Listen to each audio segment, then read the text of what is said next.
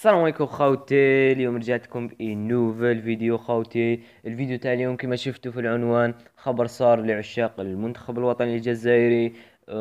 بصح قبل ما نبداو نهضروا على الموضوع تاعنا خوتي، نتمنى من كل واحد راه يشوف معنا في ذا الفيديو يابوني في لاشين، يفعل الجرس، وما تنساوش خوتي تعاونونا بجام. وثاني كنا فتحنا قناة زوجة، قناة متخصصة في المعلوميات والتقنيات والجيمنج ودوك الصوالح قاع جديد خاوتي. غادي نطلعوا فيها دي ريفيو، منتجات، نراجعوا منتجات، نديروا فيها دروس تعليميه لكاش تطبيقات لكاش، على حسب الطلب تاعكم خاوتي. يعني غادي يكون فيها محتوى شباب خاوتي. ما تنساوش برك تدعمونا خاوتي، احنا والو بلا الدعم تاعكم. الرابط تاع القناه غادي تسيبوه في الوصف وفي اول تعليق. ما تنساوش خاوتي تدعمونا، اشتركوا في القناه وغادي نبداو بقوه فيها ان شاء الله بربي. ما تنساوش برك تدعمونا.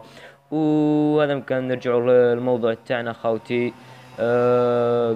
كشفت تقارير إخبارية موثوقة بأن التلفزيون الجزائري الأرضية تمكن من شراء حقوق بث مباريات كأس إفريقيا 2019، وتأتي هذه الخطوة بعد ضمان المنتخب الجزائري التأهل رسميا لنهائيات الإفريقية. كما شفتوا خوتي، الأرضية راهي اشترات حقوق البث تاع كأس إفريقيا 2019.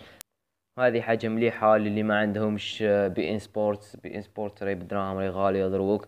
وبي ان سبورتس ثاني تاع فرنسا لازم لك زوجك ساعة، ولا لازم لك ولا بالانترنت تقدر تفرجها. واللي ما عندهمش راهي الأرضية غادي تفوت كأس افريقيا خاوتي. قال لك كما أكدت ذات التقارير بأن التلفزيون الجزائري اشترى حقوق البث من قناة بي ان سبورتس مقابل 120 مليار. للتذكير فإن بي ان سبورتس القطرية تمتلك الحقوق الحصرية في الشرق الأوسط وشمال إفريقيا. وهذا هو كان موضوع تاع الفيديو تاعنا تاع اليوم. إذا كان عندكم أي تساؤلات ولا آرائكم خاوتي اكتبوها لنا في التعليقات. رانا هنا، وما تنسوش دعمونا جام ابونو في لاشين، والقناة تاعنا راهي في أول تعليق وفي الوصف. ما تنسوش دعمونا، ودمتم في رعاية الله وحفظه. الليلة مغربية رشيد